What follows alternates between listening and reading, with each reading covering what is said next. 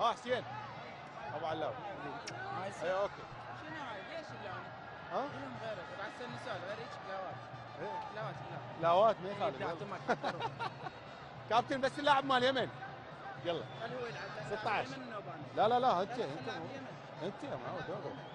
يلا كابتن جاهز انا شباب.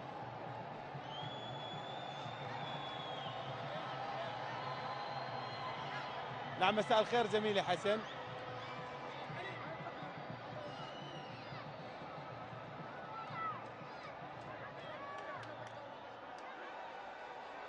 نعم مساء الخير زميلي حسن. بالبداية مبارك لمنتخبنا الوطني الوصول إلى نهائي بطولة غرب آسيا المقامة في أرضنا، بالتالي هذا التأهل هو شيء إيجابي بالنسبة للمنتخب الوطني. الآن سأتحدث أكثر عن هذا الموضوع أيضا مباشرة لصاحب الهدف وهداف البطولة أيضا الكابتن حسين علي. كابتن حسين مبروك التأهل.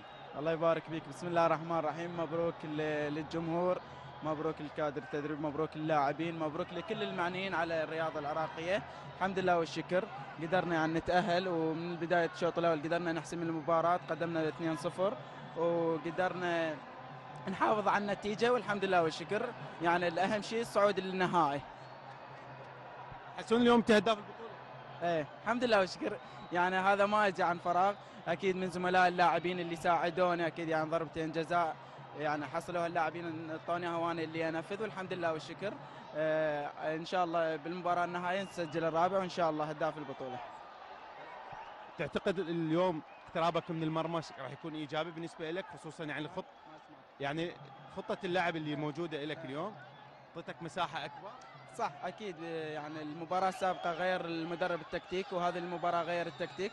الحمد لله والشكر. يعني تعرف المباراه الاربعه بذلنا جهد عالي، والمدرب وغير التكتيك، والشوط الثاني قدر يعني يريح بعض اللاعبين، والحمد لله والشكر. اهم شيء هو التاهل للنهائي، وان شاء الله هذا الكاس العراق ان شاء الله. شكرا لك. الان ينضم معنا لاعب المنتخب اليمني الكابتن عبد الواسع. كابتن المشاركه يعني كانت ايجابيه بالنسبه لكم في هذا. اولا بسم الله الرحمن الرحيم، مبارك للمنتخب العراقي الصعود.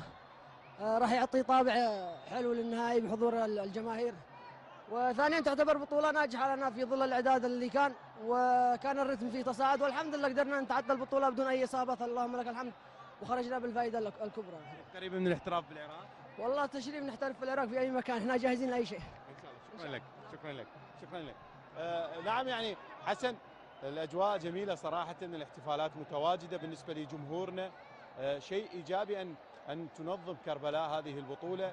بالتالي اليوم التنظيم كان عالي جدا من اللجنه المنسقه في اتحاد غرب اسيا، وايضا من الاخوه في كربلاء، ومن قوات الامن، وبالتحديد من امن الملاعب. يعني امن الملاعب للامانه كانوا علامه فارقه كبيره في هذه البطوله، رجال متواجدين في التدريبات، وايضا حتى في المباريات الرسميه باوقات يعني مبكره جدا يتواجدون في الملعب، وحافظوا على سلامه الجمهور، حافظوا على سلامه المباريات. الان وصلنا الى المباراه النهائيه، المباراه الختام بالنسبه لمنتخبنا الوطني امام المنتخب البحريني الذي سيصل ان شاء الله يعني اليوم، بما ان احنا عبرنا ساعه 12، بالتالي سيصل اليوم ايضا صباحا الى بغداد، عفوا الى كربلاء، ونتمنى ان شاء الله ان تكون هناك مباراه نهائيه بشكل جميل، ونتمنى كل التوفيق لجميع من شارك في هذه البطوله. الصوت والصوره لك، وان شاء الله سنلتقيك يعني في مباريات اخرى. لكن الان ينضم معي مشرف فريق المنتخب الوطني الكابتن باسل قورقيس للحديث اكثر. نعم كابتن باسل ينضم معي الان.